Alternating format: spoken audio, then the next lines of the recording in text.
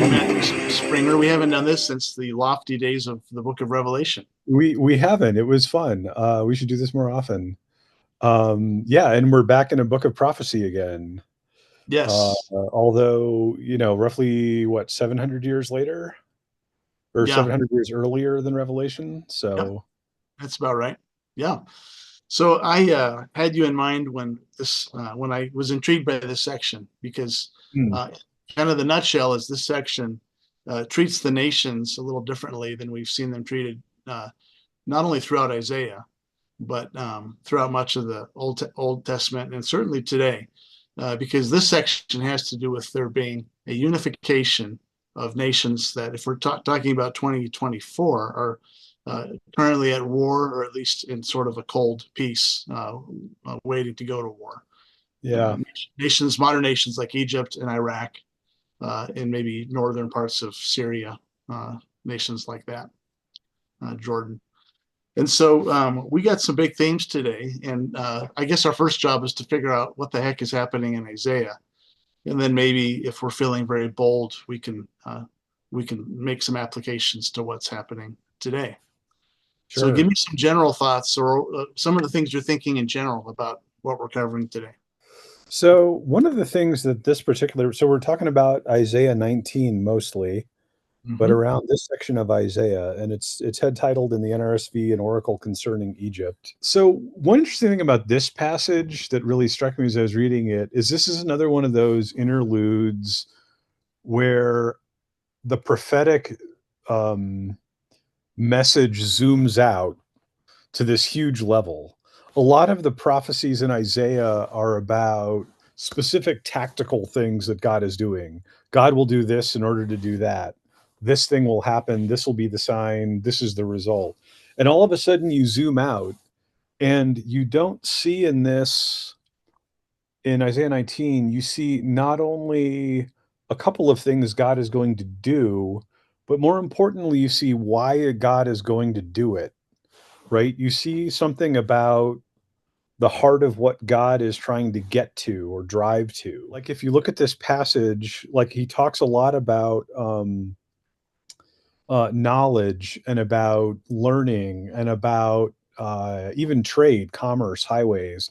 We didn't talk anything about kings. Like this passage, the end of Isaiah 19 makes no mention of, and then Political Israel. realms. Yeah, it's not a thing about who's in charge. Yeah. It's a thing about what it's like to live in these places. Sort of setting the stage. Israel's stuck between two mega powers, Egypt to the Yep. south, Assyria currently to the north. Later on, Assyria is replaced by Babylon, which apparently a lot of the latter half of Isaiah, chapter 40 onward, is more dealing with exiles returning from the successor to Assyria, Babylon. So Israel's a small country, and two kingdoms, Judah to the south, Israel to the north, during this writing. And they're trying to figure out how to survive. And at times, Egypt has been the great power to the south, and so they've had to deal with them. Pretty much from 1000 BC, and we're talking roughly 700 now. Egypt has Right. been in decline, and these northern kingdoms have been on the rise. And so they're the real problem. They're looking north with fear and trepidation, and they're wondering if Egypt to the south can be their ally, and who are they going to ally with? Later, Isaiah complains a lot about Hezekiah, one of Hezekiah's advisors, who is like an Egypt guy. He's a advisor for Egypt, and sort of like um, a representative of an alliance with Egypt, is the solution to the current problem of Assyria. And Isaiah Right. has a problem with that. And so we know kind of the background is Isaiah's main thing is don't lean on an alliance either way. Uh, go to God. And the big question is, can God actually protect his people? And the problem is he was the one bringing the judgment. So now you have to interpret. I mean, he's sending these plundering armies. Isaiah is prophesying exile. I mean, he names his first kid "Remnant will return." So Mhm. what's implied there is that people have been exiled before they can return.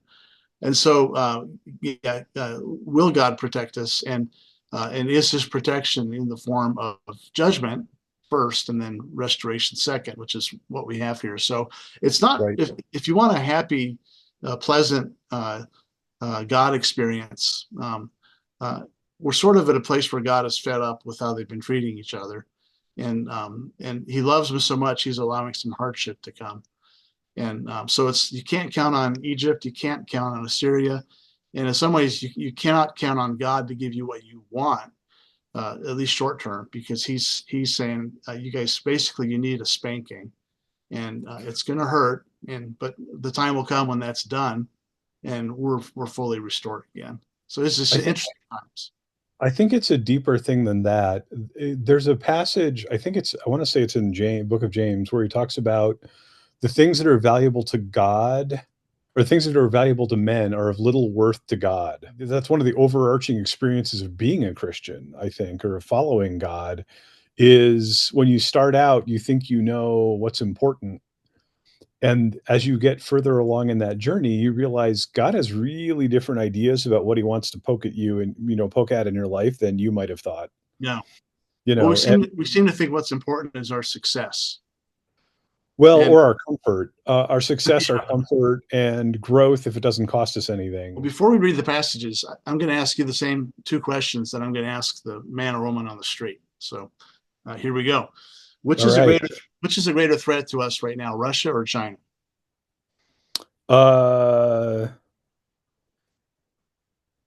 I would have to say neither. I think the greatest threat to ourselves is probably ourselves. Americans tend to oscillate between pride and shame, and we go very quickly between we're totally ashamed of what those people are doing, we're very prideful of what we're doing. But the reality is always somewhere in the middle. Every nation is a mix of good and bad. Every nation has people that are pulling for Team God, people that are fighting against Team God, fighting each other. Well, that sort of sounds like the Isaiah viewpoint, that the issue isn't your enemies, it's the issue, how are you doing? And in Isaiah's case, how are you doing in your worship? How are you doing with God? So